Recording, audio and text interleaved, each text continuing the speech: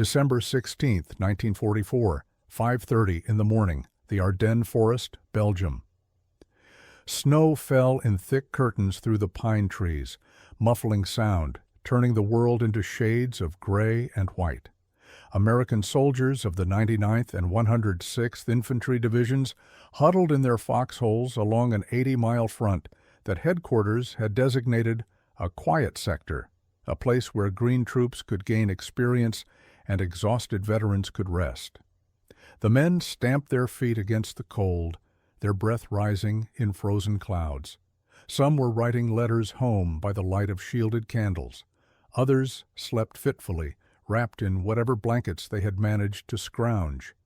The forest was silent except for the whisper of falling snow and the occasional crack of a tree branch breaking under the weight of ice. Then the earth exploded. 2,000 German artillery pieces opened fire simultaneously along the entire front.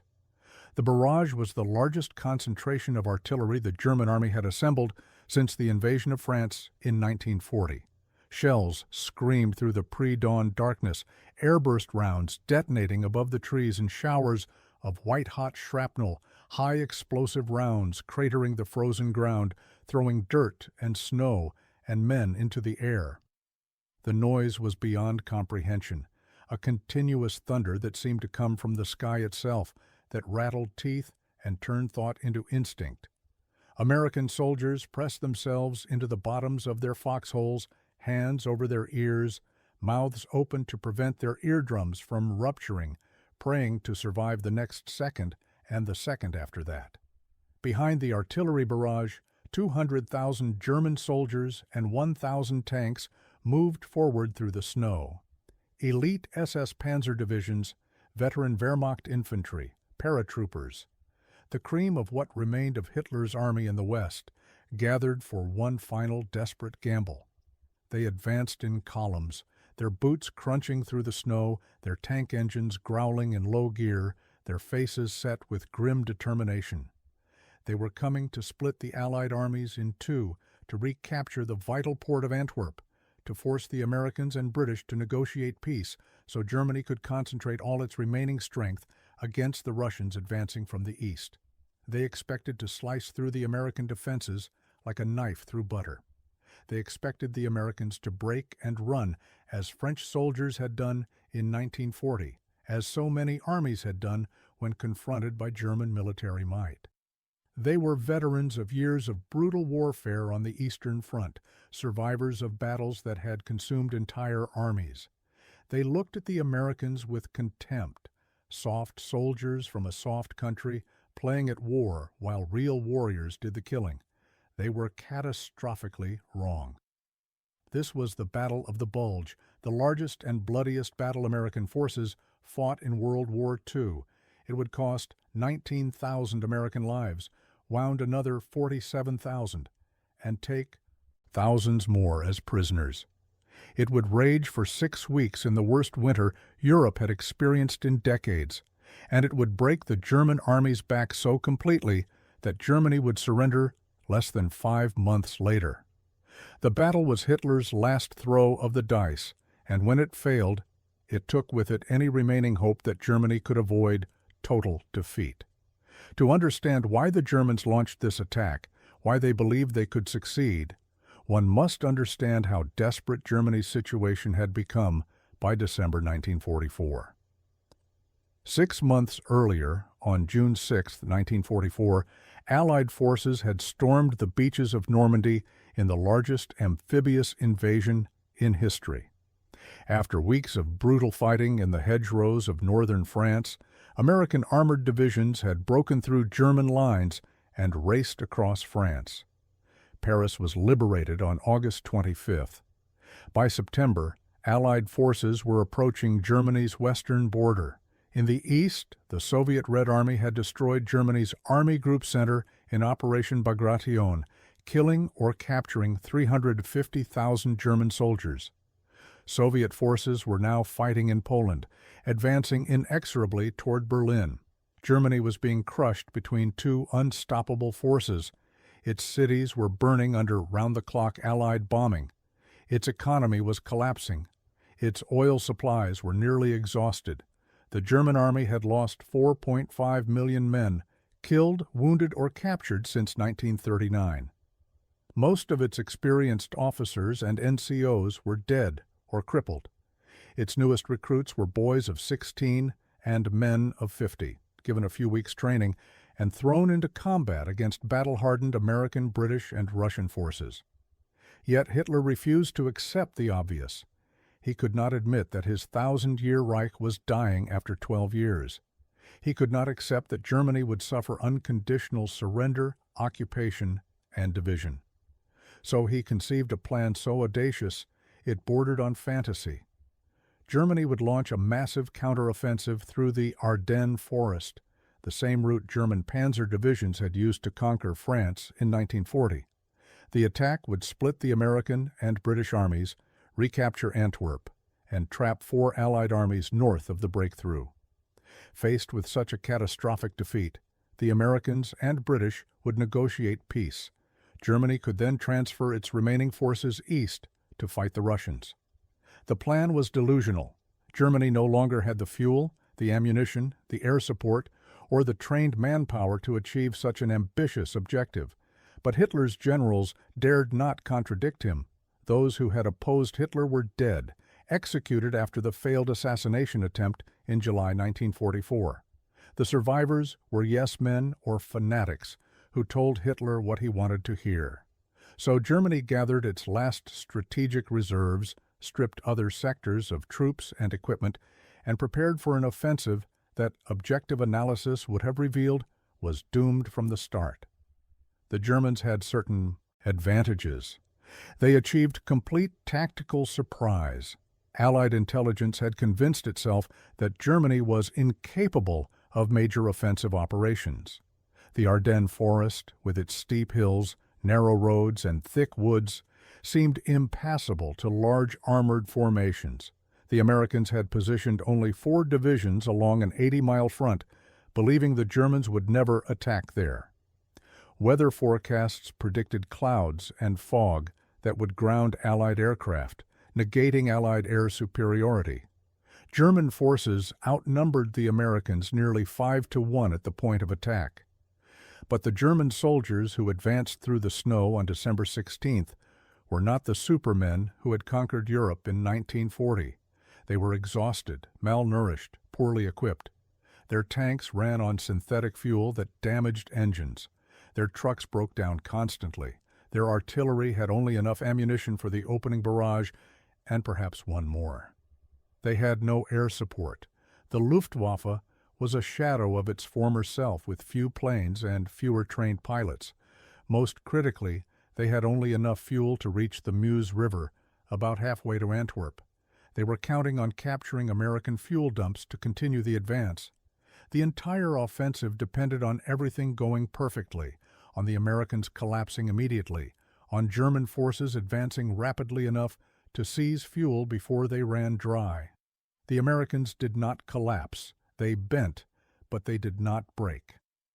In the northern sector, the 99th Infantry Division, mostly young men who had never been in combat before, held their positions for 2 days against overwhelming German assault. They died in their foxholes rather than retreat. Their sacrifice bought time for other American units to fall back to defensive positions. In the southern sector, the 106th Infantry Division was surrounded and forced to surrender. 8,000 men captured in the largest mass surrender of American forces in Europe. But their resistance delayed German advances for critical hours. Throughout the Ardennes, small groups of American soldiers fought desperate holding actions. A platoon would defend a crossroads until overrun. A company would hold a village for a day before falling back to the next village. Artillery crews fired their guns at point-blank range at advancing German tanks, then destroyed their guns and retreated. Combat engineers demolished bridges in the faces of approaching German columns. These were not planned defensive operations. There was no time to plan. These were acts of improvisation and courage by men who understood that every hour they delayed the Germans was an hour for American reinforcements to arrive. The symbolic object that came to define American resistance was the K ration, those small cardboard boxes containing a meal of canned meat, crackers, candy, cigarettes, and instant coffee. K rations were designed as emergency field rations, barely adequate nutrition for men engaging in intense physical activity in sub-zero temperatures. But American soldiers had K rations. They had food, however meager, however monotonous. German soldiers were starving. They had been on reduced rations for months. Many German units ran out of food within days of launching the offensive. When German forces overran American positions, they stopped to devour abandoned K rations, to stuff their pockets with American chocolate and cigarettes, to marvel at the abundance that even the lowest American private took for granted. A German officer who was captured later in the battle told his interrogators, "We knew we had lost when we saw how well fed the American prisoners were. Our men were eating snow for their thirst and roots for their hunger. The Americans complained about their rations. We would have killed for those rations." This was the reality of December 1944. America's industrial might meant its soldiers were fed, clothed, equipped, and supplied in ways Germany could no longer manage. Every K ration was a small symbol of the vast productive capacity that made American victory inevitable. But knowing eventual victory is certain is no comfort to men fighting for their lives in the frozen forests of Belgium. The first week of the battle was chaos. German spearheads penetrated up to 60 miles into American lines, creating a huge bulge in the front, hence the battle's name. American units were scattered, surrounded, cut off. Communications broke down.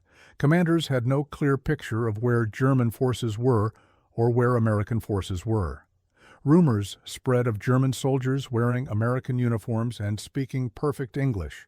Skorzeni's commandos, specially trained saboteurs who created paranoia in American rear areas. American MPs stopped every vehicle, demanding passwords, asking questions only Americans could answer. General Omar Bradley was stopped repeatedly and asked to identify state capitals and baseball teams. In the town of Bastogne, a critical road junction, the 101st Airborne Division and attached units were surrounded by German forces. The Germans sent an ultimatum on December 22nd, surrender or be annihilated. Brigadier General Anthony McAuliffe, commanding the defenders, sent back a one-word reply: nuts.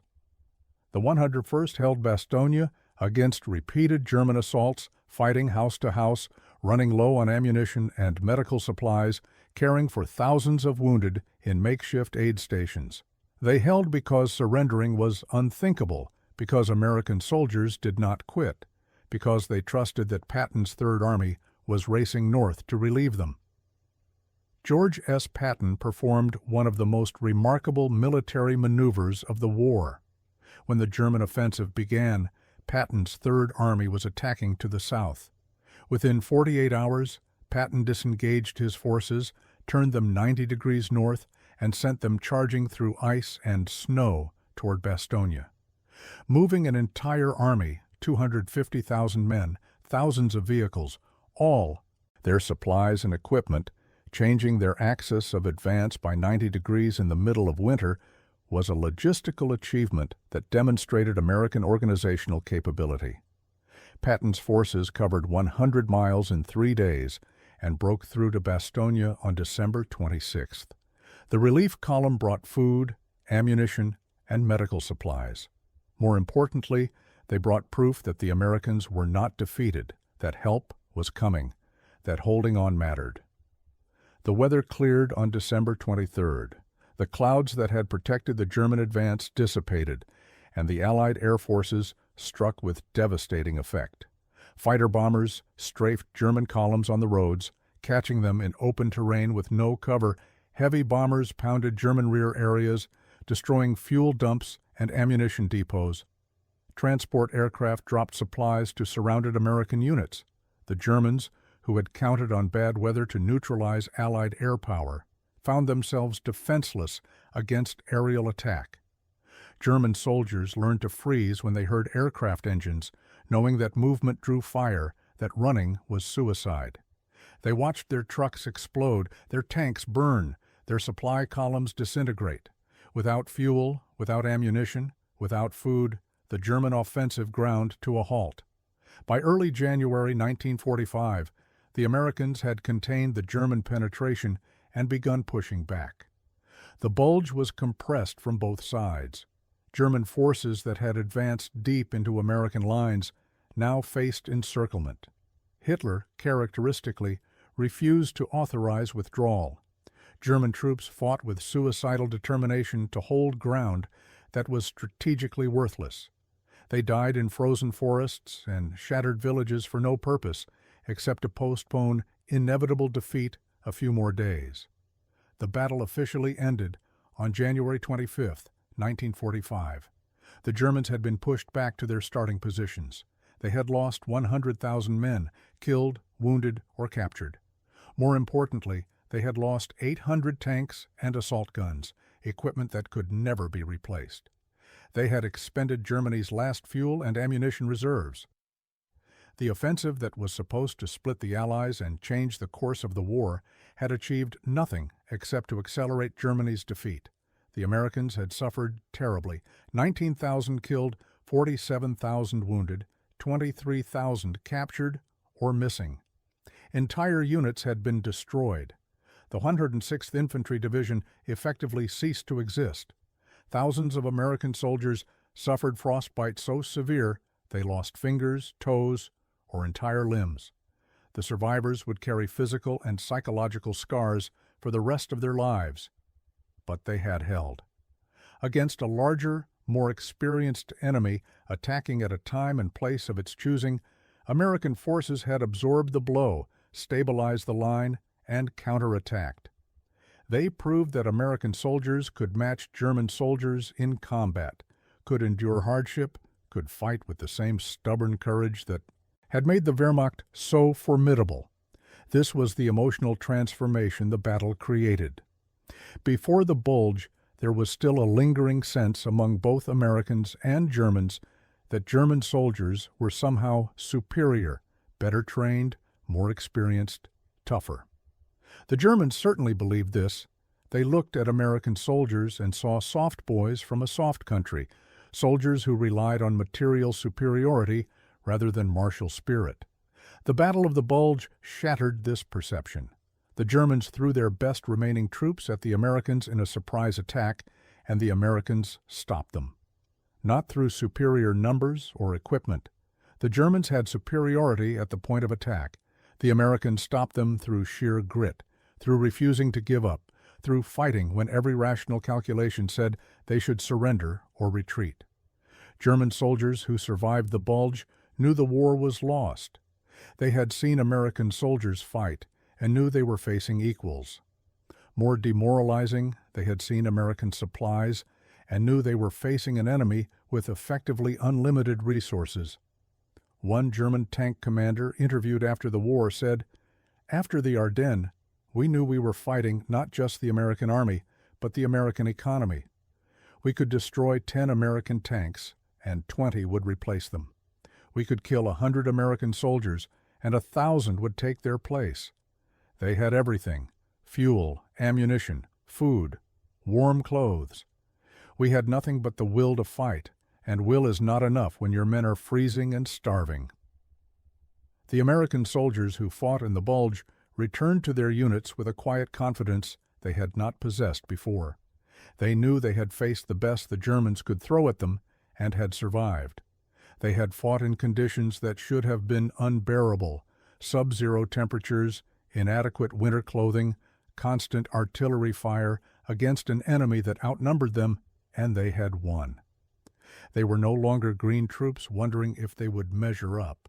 They were combat veterans who knew exactly what they were capable of enduring. The battle transformed the strategic situation in Europe. Before the Bulge, there was still a possibility, however remote, that Germany could stabilize the front, trade space for time, make the Allies pay such a high price for every mile advanced that they would accept something short of unconditional surrender. The Bulge eliminated that possibility. Germany had gambled everything and lost. The strategic reserve was gone, the fuel was gone, the ammunition was gone. The best remaining divisions were shattered. The Western Front would now collapse rapidly as American and British forces advanced against crumbling German defenses.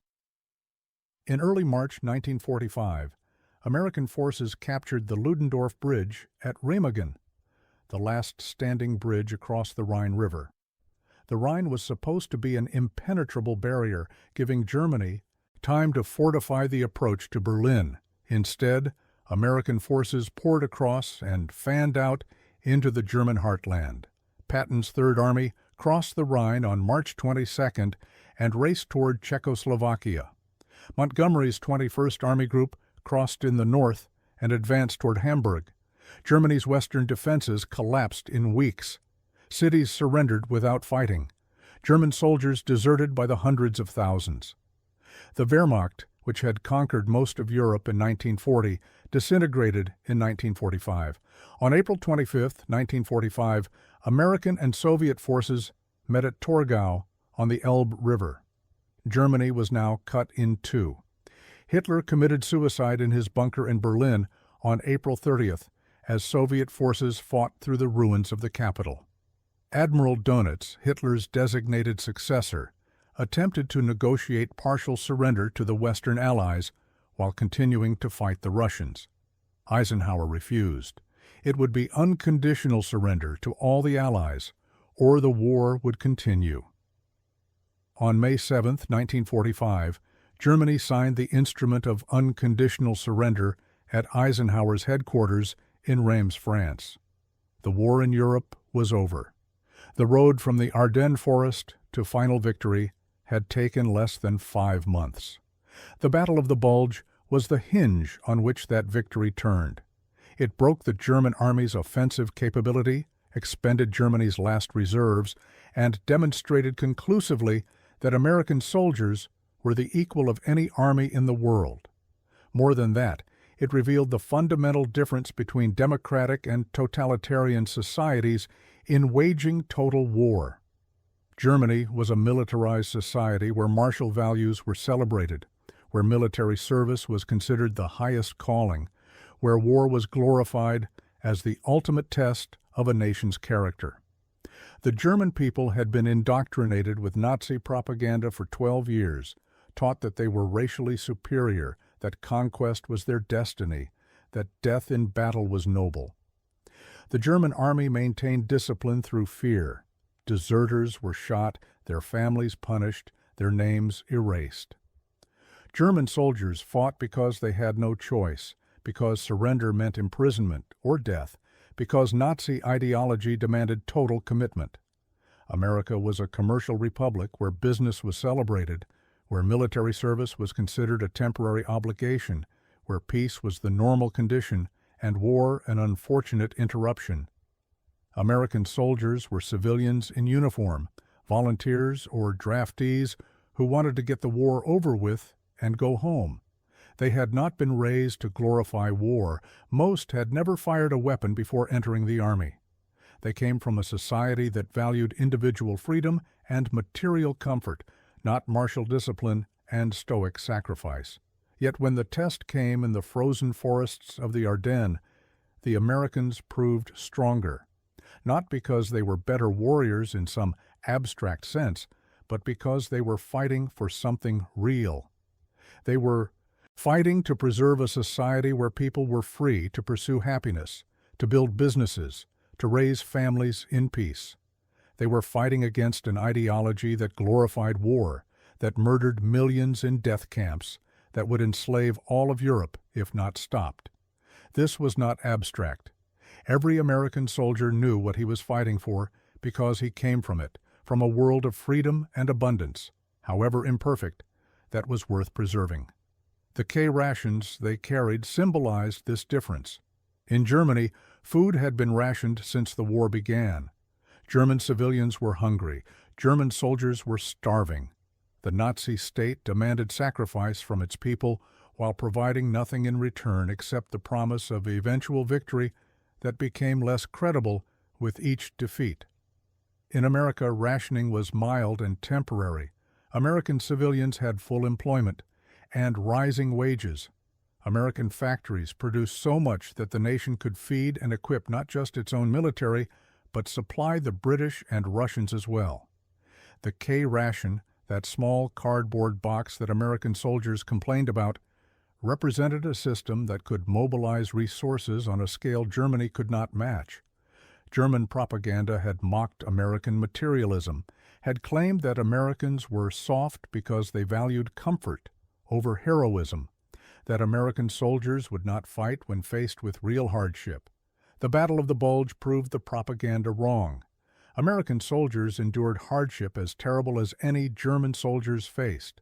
They did it without the indoctrination, without the fear of execution for desertion, without the ideology that glorified death in battle. They did it because it needed to be done, because their buddies were counting on them, because going home required winning first. This was the larger truth the Battle of the Bulge revealed. Democracies are stronger than dictatorships in total war. Dictatorships can mobilize quickly, can achieve initial successes through surprise and concentrated force, can inspire fanatical commitment from true believers. But over time, democratic societies prove more resilient. They can draw on genuine popular support rather than coerced obedience. They can mobilize economic resources more efficiently because markets allocate resources better than central planning. They can innovate more rapidly because they do not punish failure or dissent. Most importantly, their soldiers fight with genuine motivation rather than fear and propaganda. Germany had started the war with significant advantages. Its army was better trained and equipped. Its tactics were more innovative. Its generals were more experienced. Its soldiers believed in their cause and their Führer. 5 years later, all those advantages were gone.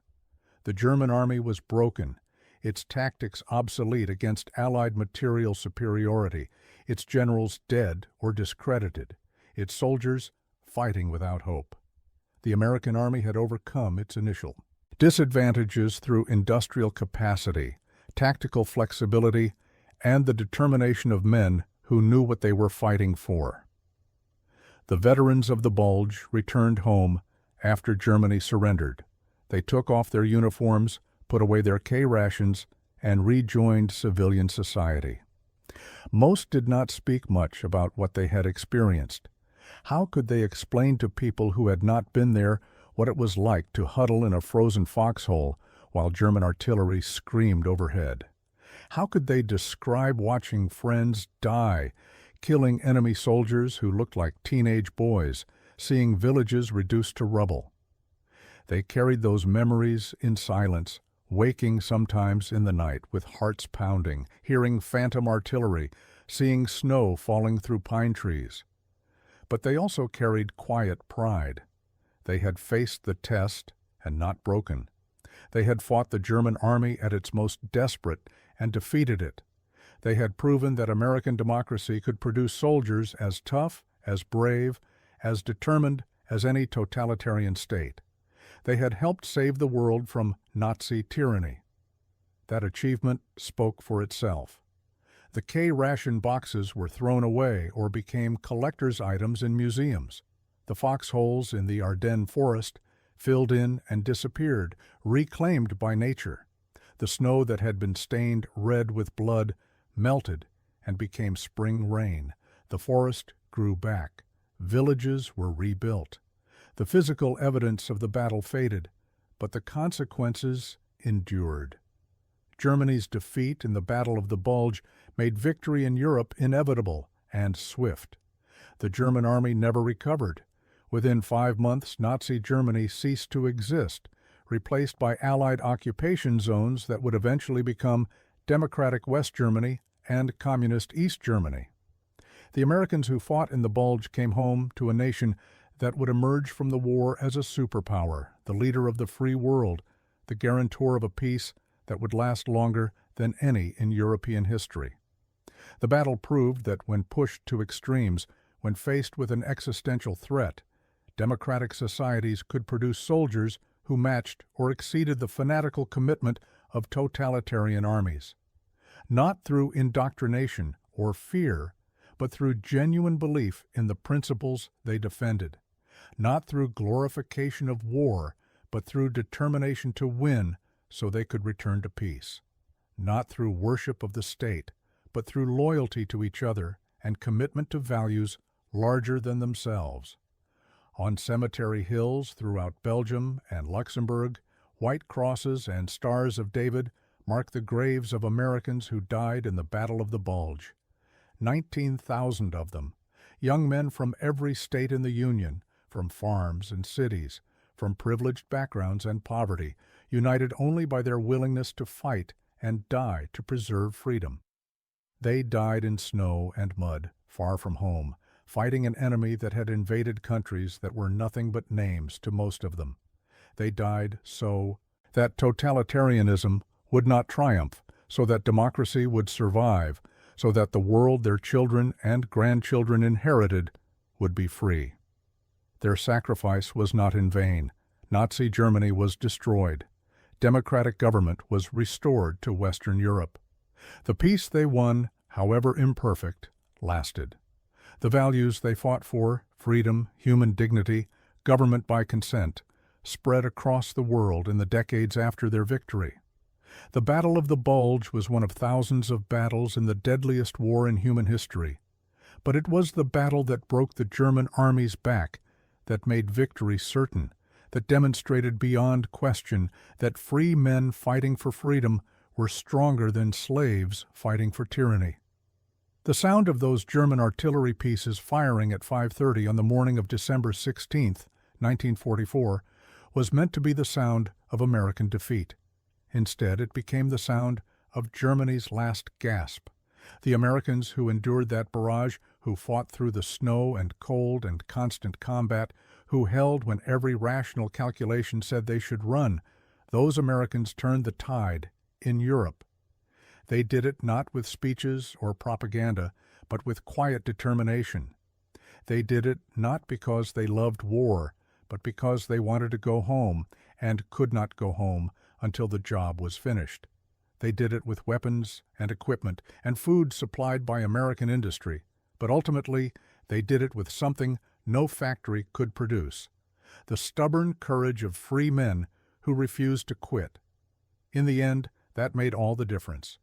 The German army had conquered much of Europe, but it could not conquer the Americans shivering in foxholes in the Ardennes forest, eating K-rations, fighting for every frozen inch of ground. Those Americans broke Hitler's last offensive, and in breaking it, they broke the German army. 5 months later, the war was over. Democracy had survived its greatest test. The Americans who fought in the snow and the cold and the endless artillery had earned victory through grit and blood, and refusing to surrender when surrender seemed rational. They proved that democratic societies, when tested, could produce warriors who matched any in history. Not because Americans loved war more than others, but because they loved freedom more and were willing to fight through hell to preserve it.